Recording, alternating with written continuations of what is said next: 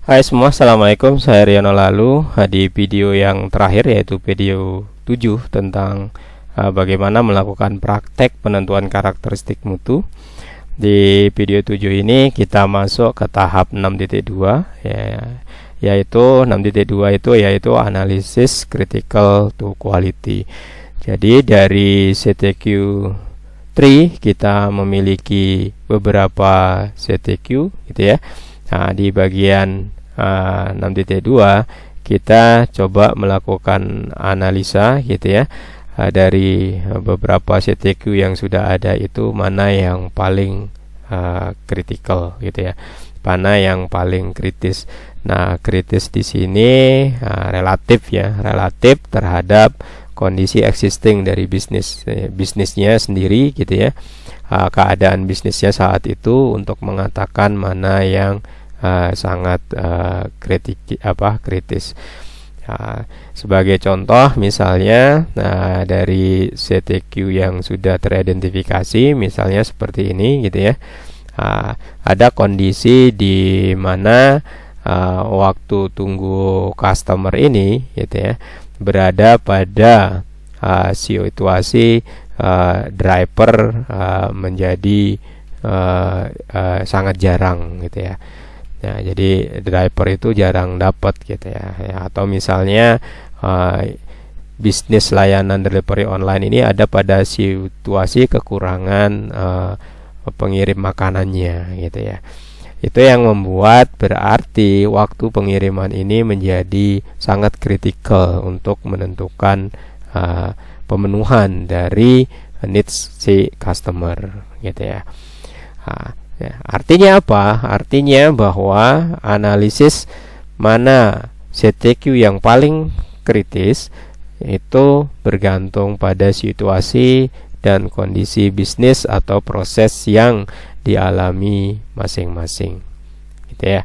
Nah, seperti contoh yang tadi, contoh yang lain misalnya bisnis layanan delivery makanan online ini ada pada situasi di mana berada pada wilayah yang gitu ya, yang warga dengan pusat perbelanjaan gitu ya di dunia antah berantah misalnya, pusat-pusat belanja itu dipisahkan relatif jauh dengan pemukiman gitu ya, pemukiman warganya.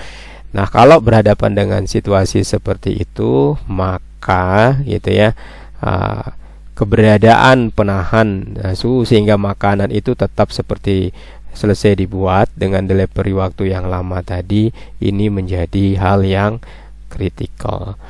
Oke, ini adalah contoh perspektif lain untuk menjelaskan bahwa mana CTQ yang paling kritikal itu adalah tergantung konteks, situasi, dan kondisi operasional dari bisnisnya masing-masing. Nah, di bagian analisis CTQ ini, jadi mahasiswa diminta itu ya memberikan gambaran konteks untuk menentukan mana yang paling harus dijaga fluktuasinya dari CTQ yang ada. Itulah yang kita sebut sebagai CTQ yang paling kritikal.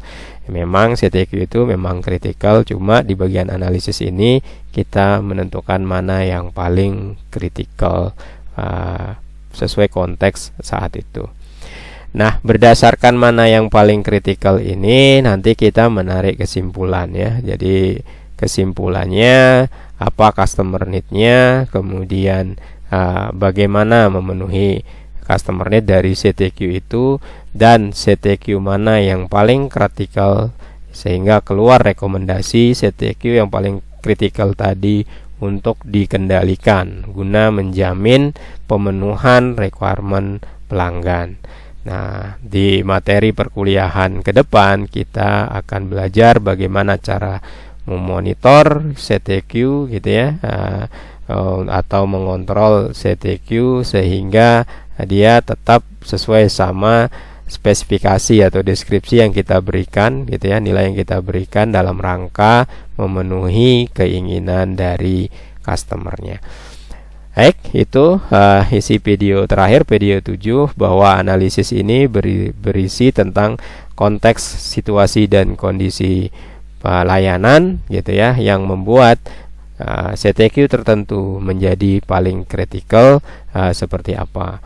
Ini kalau kondisi real adalah pasti kita membutuhkan data-data lapangan ya, tapi untuk praktek kali ini konteksnya bisa Anda buat hipotetik, kemudian nanti dari konteks hipotetik itu tentukan CTQ yang paling kritikal, sehingga dari situ kita bisa menarik kesimpulan bahwa layanan delivery makanan online yang ada di kasus ini gitu ya memiliki customer needs dengan customer needs seperti apa, dengan masing-masing CTQ seperti apa, dan yang paling kritikal dari CTQ itu adalah CTQ tertentu dengan sehingga direkomendasikan untuk diberikan pengendalian CTQ-nya atau pengendalian mutunya. Demikian keseluruhan video panduan pelaksanaan praktek. Semoga dengan video 1-7 mahasiswa dapat melakukan praktek lebih terpandu, sehingga hasilnya diharapkan memenuhi capaian belajar, yaitu mampu menentukan karakteristik mutu produk atau jasa dengan menggunakan CTQ3. Demikian, sekian dari saya. Wassalamualaikum warahmatullahi wabarakatuh.